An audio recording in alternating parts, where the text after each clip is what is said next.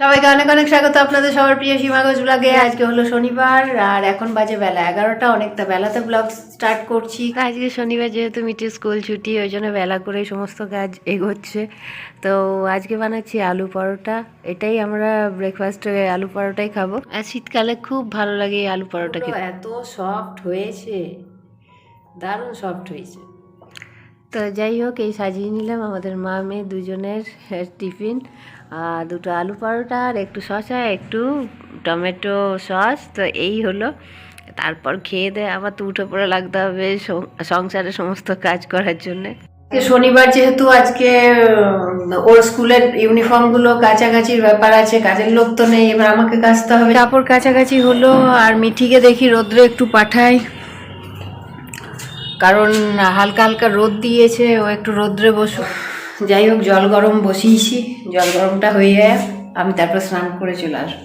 তো একদিকে ভাত আর একদিকে ডাল আমি বসিয়ে দিয়েছি, বাকি রান্না আমি স্নান করে এসে সারবো, কারণ কাপড় কাচতে গিয়ে পুরো ভিজে যায় আমি।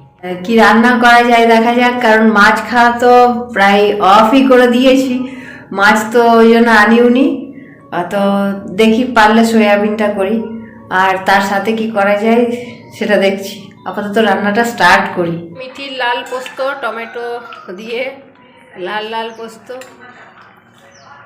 মিঠি বলেছে আজকে ও ডিম ভুর্জি বানাবে, ও আমাকে বানানো শেখাবে। আর আমার এখানে ডাল রান্না হলো, সয়াবিন আলুর তরকারি হয়ে গেছে।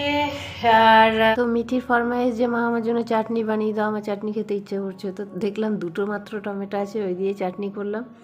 আর কাটলেটটা বানানোর রেসিপিটা শেয়ার করব কি, অর্ধেক ভিডিও আমার রেকর্ডই করা হয়নি। তো যাই হোক, এই হচ্ছে কাটলেট।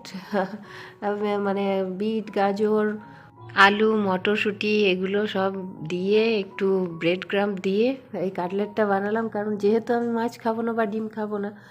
আর নো ডাউট কাটলেটগুলো খুব ভালো হয়েছে, একদম মানে মুচমুচে, খুবই খাস্তা হয়েছিল, একদম দোকানের মতন। আর সব থেকে মজার ব্যাপার হলো যে কাটলেট বানানোর কোনো ইচ্ছা নিয়ে আমি কাটলেটটা বানাইনি। অ্যাকচুয়ালি মটর, গাজর, বিট এগুলো সব কিছু আমি সেদ্ধ দিয়েছিলাম, যে যা হোক একটা কিছু করে নেবো। কিন্তু পরে চিন্তা করলাম যে যদি তরকারি করি, মেয়ে তো খাবে না, তো ওকে খাওয়ানোর অনেক জ্বালা যন্ত্রণা আছে, ওই জন্য এই পদ্ধতিটা অ্যাপ্লাই করলাম, যে দেখি এই পদ্ধতিতে কোনোভাবে যদি ওকে এই পুষ্টিকর খাবারের কিছু গুণ দেওয়া যায়। তাই কাটলেটটা বানানো হলো। দুটো কাটলেট বাকি আছে, কাটলেট দুটোর মিঠি স্কেল দিয়ে মেজারমেন্ট করছে এই খেপি।